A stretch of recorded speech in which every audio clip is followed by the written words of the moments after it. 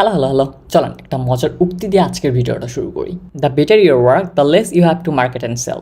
অর্থাৎ আমি যদি এটাকে বাংলায় তর্জমা করি তাহলে বিষয়টা এরকম আসে যে আপনার কাজ যতটা ভালো আপনার সেটা নিয়ে মার্কেটিং ততটা কম করতে হবে এবং আপনার সেল ততটাই বেশি আসবে। উদাহরণস্বরূপ ধরেন অ্যাপেল যখন কোনো একটা প্রোডাক্ট লঞ্চ করে, ধরেন আইফোন 15 যখন লঞ্চ হবে তখন তারা ছোট্ট একটা ইভেন্ট করবে, সেই ইভেন্টের মাধ্যমে সেই আইফোন 15টাকে লঞ্চ করবে। But at the same moment যখন শাওমি বা অন্যান্য কোনো কোম্পানি যখন কোনো একটা জিনিস লঞ্চ করে, সেই ক্ষেত্রে তারা বিভিন্ন ধরনের বিভিন্ন স্টেপে মার্কেটিং করতে হয়। একটা প্র্যাকটিক্যাল উদাহরণ আমি আপনাকে দিই। একটা সিদ্ধান্ত নিয়েছি, সেটা হচ্ছে আমি ইউটিউবটাকে গ্রো করবো আমার কাজের পাশাপাশি। সো সেই ক্ষেত্রে আমি যখন কোনো ভ্যালুয়েবল রিসোর্স আপনাদের দিব, সেই ক্ষেত্রে আমার সাবস্ক্রাইব বাড়ার সম্ভাবনা কিংবা ভিডিও রিচ হওয়ার সম্ভাবনা অনেক বেশি। অ্যাট দ্য সেম মোমেন্ট আমি যদি হাবি জাবি ইত্যাদি বানাই, সেই ক্ষেত্রে সাবস্ক্রাইব কিংবা ভিডিও ওয়াচ টাইম কোনো কিছুই আমার বাড়বে না। সো লিটারালি তেমন কিছুই হবে না। এটা দ্বারা আমরা কী শিখতে পারি? আচ্ছা, আমরা পরে শিখবো, কিন্তু তার আগে যে জিনিসটা গুরুত্বপূর্ণ সেটা হচ্ছে আমি যেহেতু চেষ্টা করবো একটা ভ্যালুয়েবল কন্টেন্ট আপনাদের প্রোভাইড করার জন্য, সেই ক্ষেত্রে আমি রিকমেন্ড করবো অবভিয়াসলি আপনার চ্যানেলটা সাবস্ক্রাইব করে নেবেন, তো আমার ভ্যালুয়েবল কন্টেন্ট আপনাদের মাঝে রিচ হতে সহজ হবে।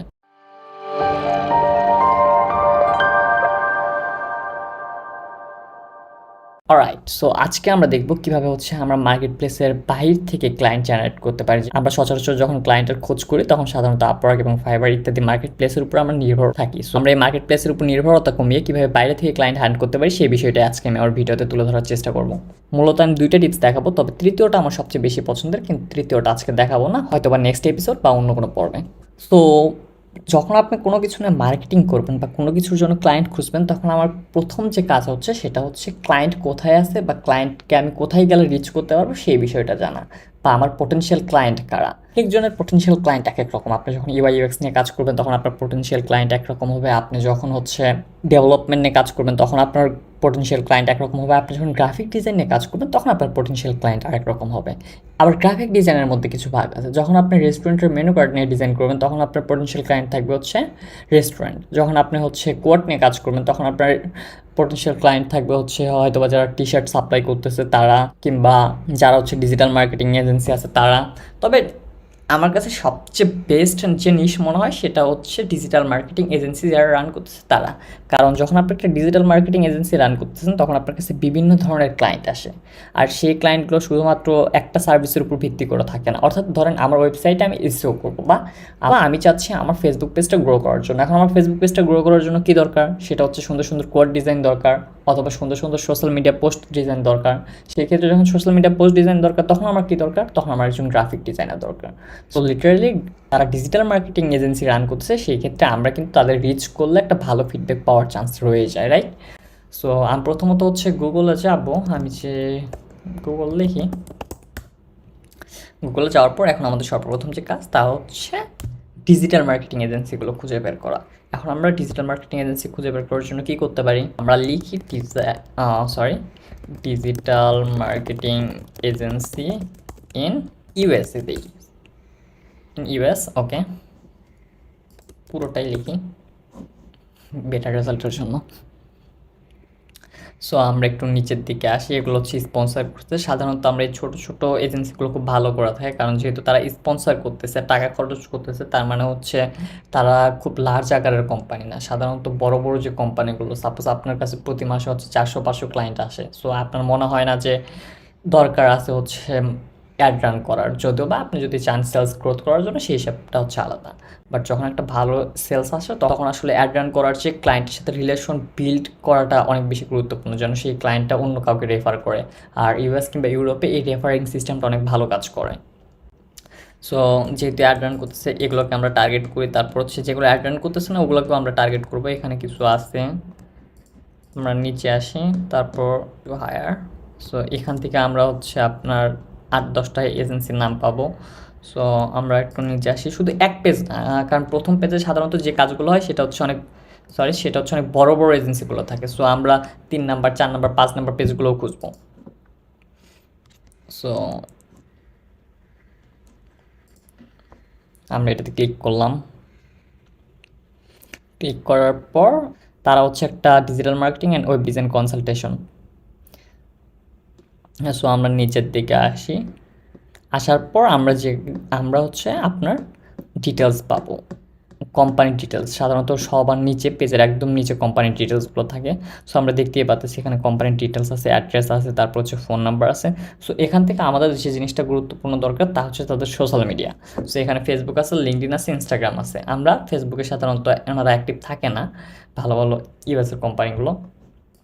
সো আমরা সাধারণত চেষ্টা করবো দুইটা জিনিস রিচ করার। ফেসবুকটাকে একটু ইগনোর করার চেষ্টা করবেন সবসময়, যদি না থাকে সেক্ষেত্রে আলাদা লিঙ্কডইন কিংবা ইনস্টাগ্রাম। সো আমরা লিঙ্কডইনে আসলাম, আসার পর দেখি তাদের কোম্পানিতে মোটে এমপ্লয়ি আছে মাত্র 18 জন, অর্থাৎ কোম্পানিটা অতটা বড় না। সো পুরো প্রসেসটা আপনারা অলরেডি জানেন, যারা হচ্ছে আমার লিঙ্কডইন থেকে কীভাবে ক্লায়েন্ট জেনারেট করতে হয় এই ভিডিওটা দেখছেন। আশা করি তাদের আর বিষয়গুলো নিয়ে নতুন করে দেখার কিছু নাই। আর আপনি যদি ভিডিওটা না দেখে আসেন, আমি চেষ্টা করবো হচ্ছে কমেন্টে কিংবা ডিসক্রিপশনে কোথাও লিঙ্কটা দিয়ে দেওয়ার জন্য। ডেফিনেটলি দেখবেন, তাহলে আপনি বাকি প্রসেসটা বুঝতে পারবেন। সো আমরা দেখতে পাচ্ছি তাদের কোম্পানিতে টোটাল 18 জন এমপ্লয়ি আছে। ক্লিক করলাম, করার পর আপনারা অলরেডি জানেন যে এখান থেকে সবচেয়ে সিনিয়র যে পার্সনটা কোম্পানির, আমরা চেষ্টা করবো তাকে রিচ করার জন্য। হয়তো বা সিইও, যদি সিইওকে রিচ করতে না পারি তাহলে তার পরের লেভেলে কে থাকে তাকে রিচ করার চেষ্টা করব। রিচ করে আমরা তার সাথে কন্ট্যাক্ট করার চেষ্টা করব। আর সেই ক্ষেত্রে যখন আপনি হচ্ছে লিঙ্কডইনে কাউকে পাবেন না, সেই ক্ষেত্রে আপনার সুন্দর করে ওয়েবসাইটে চলে যাব। যাওয়ার পর হচ্ছে সবার আগে আপনি চেষ্টা করবেন হচ্ছে ইমেলে রিচ আউট করার জন্য। সে যখন ইমেলে রিচ আউট করার পর কোনো রিপ্লাই আসলো না, সেই ক্ষেত্রে তারপরে হচ্ছে আপনি তাদেরকে সোশ্যাল মিডিয়াতে যাবেন, হয়তো বা ফেসবুকে নয়তো বা ইনস্টাগ্রামে, যেয়ে তাদেরকে মেসেজ করার চেষ্টা করবেন। আর কোনো সময় একটা মেসেজ করে বসে থাকবেন না বা একটা ইমেল করে বসে থাকবেন না, মাঝে মধ্যে ফলো আপ করে রাখবেন। একজনকে আপনি একবার কি দুবার মেসেজ পাঠাতে পারেন। সবসময় চেষ্টা করবেন হচ্ছে এরকম ছোটো ছোটো কোম্পানিগুলো, যেরকম হচ্ছে 10 জন, 15 জন, 20 জন এমপ্লয়ি আছে, এরকম টাইপের কোম্পানিগুলোকে ধরার জন্য। কারণ যে কোম্পানিগুলো বড়, সেই কোম্পানিতে অলরেডি অনেক লোক আছে। বাই দ্য ওয়ে, কীভাবে হচ্ছে ইমেল করতে হয়, কীভাবে ক্লায়েন্টকে কোল্ড ইমেল পাঠাতে হয়, কীভাবে কোন পয়েন্টে কী সামনে রেখে কোন বিষয় সামনে রেখে ক্লায়েন্টকে ইমেল করতে হয়, এই বিষয়ে আমি আরেকটা ভিডিও বানাবো। যদি আমি এই ভিডিওতে 100+ লাইক প্লাস ভালো অ্যামাউন্টের যদি একটা কমেন্ট পেয়ে থাকি, তাহলে সেক্ষেত্রে আমি চেষ্টা করবো নেক্সট ভিডিওটা বানানোর জন্য কীভাবে কোল্ড ইমেল পাঠাতে হয়। সো আমরা অলরেডি দেখে ফেলছি যে কীভাবে গুগল থেকে হচ্ছে ভালো ভালো লিড খুঁজে বের করতে হয়, কারণ আপনার লিডগুলোই হচ্ছে আপনার পটেনশিয়াল ক্লায়েন্ট, রাইট?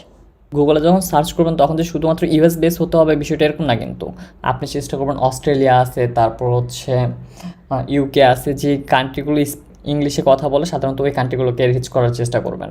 অলরাইট, আমি এখন দ্বিতীয় নেক্সট প্রসেসটা ফলো করবো। তৃতীয় কোনো উপায়টা আছে যেভাবে আমরা ক্লায়েন্ট খুঁজে পেতে পারি। সো আমরা নতুন ট্যাবে আসি, আসার পর indeed.com নামের একটা ওয়েবসাইট আছে, আমরা সেখানে চলে যাব। সো আপনারা যারা ইন্ডিড সম্বন্ধে জানেন না, এটা হচ্ছে একটা জব পোস্টিং সাইট, অনেকটা হচ্ছে বিক্রয়.com-এর মতো। কিংবা আপনারা যারা আমার লিঙ্কডইনের ভিডিওটা দেখছেন যে লিঙ্কডইনে বিভিন্ন ধরনের জব পোস্ট করতেছে বিভিন্ন ধরনের কোম্পানি, এটাও kind of same but different website. আর এটা হচ্ছে অনেক বড় একটা প্ল্যাটফর্ম, এবং ইউএসএ এবং ইউরোপে বেশ জনপ্রিয়।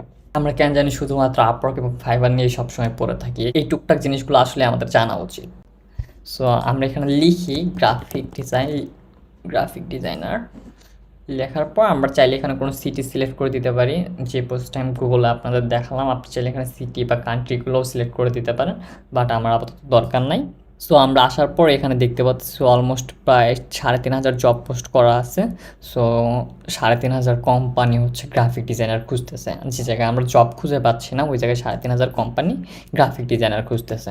তো এখানে বিভিন্ন ধরনের কোম্পানির ডিটেলস আপনি পেয়ে যাবেন। আমরা একটু নিচে যাওয়ার পর এখানে দেখতে পাচ্ছেন যে বিভিন্ন ধরনের কোম্পানির ডিটেলস। মানডে থেকে ফ্রাইডে কাজ করতে হবে, ফুল টাইম, $15 থেকে $35 প্রতি আওয়ারে। এখানে আরেকটা মজার বিষয় দেখেন, সেটা হচ্ছে ওনার গ্রাফিক আর্টিস্ট খুঁজতেছে, ফ্রিল্যান্সার গ্রাফিক আর্টিস্ট খুঁজতেছে। সো এস্টিমেট স্যালারি আপনার থাকবে $53,000 থেকে $38,000 পার মান্থ। হিউজ অ্যামাউন্ট, প্রায় 60 থেকে 75 লক্ষ টাকার মতো। বাহ!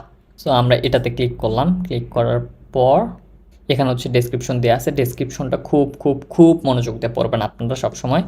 সো সোমর আছে এখানে ডেসক্রিপশনে, আপনি ইন্ডিড থেকেও অ্যাপ্লাই করতে পারেন। আবার আপনি এখানে দেখেন ও বলেই দিছে এই ইমেলে কন্ট্যাক্ট করার জন্য যদি আপনার জবের প্রয়োজন হয়। সো আমরা যখন সারাদিন ক্লায়েন্ট মরিয়া হয়ে খুঁজতেছি, অ্যাট দ্য সেম মোমেন্ট মনে রাখবেন সব সময় পারফেক্ট কাজের জন্য পারফেক্ট মানুষ পায় না। সো সবসময় তারা চেষ্টা করতেছে, বিভিন্ন বড় বড় হাজার হাজার লক্ষ লক্ষ কোম্পানি আছে যারা আপনার মতো আমার মতো ডিজাইনার ডেভেলপার খুঁজতেছে, কিন্তু তারা লোক খুঁজে পায় না। সো আমরা যে কাজটা করবো তা হচ্ছে এখান থেকে বিভিন্ন ধরনের লিড কালেক্ট করে এই কোম্পানিগুলোতে ইমেল করব। আমি হয়তো বা নেক্সট কোনো পর্বে কোল্ড ইমেল কীভাবে সেন্ড করতে হয় বা জবে কীভাবে অ্যাপ্লাই করতে হয় সেই বিষয় নিয়ে ভিডিও বানাবো। সো যদি সাবস্ক্রাইব না করে থাকেন ডেফিনেটলি সাবস্ক্রাইব করুন, আর ভিডিওতে অবভিয়াসলি একটা লাইক দিয়ে কমেন্ট করে আপনার মন্তব্য জানান। সো আমরা দেখতে পারলাম যে জিনিসটা, তা হচ্ছে আমরা চাইলে গুগল থেকেও বিভিন্ন ধরনের কোম্পানিগুলোকে খুঁজে বের করতে পারি, এবং ইনডিড এখানেও লক্ষ লক্ষ জব পোস্ট করতেছে। সো এখান থেকেও চাইলে আমরা বিভিন্ন কোম্পানিতে জবের জন্য অ্যাপ্লাই করতে পারি। দেখেন এখানে হয়তো বা ধরেন 100-200 মানুষ অ্যাপ্লাই করবে, ধরলাম 100 মানুষ অ্যাপ্লাই করলো, এখানে 100 জনের মধ্যে ধরে রাখেন আমি প্রেটি শিওর আপনি 75 জনই হচ্ছে অন অ্যাভারেজ।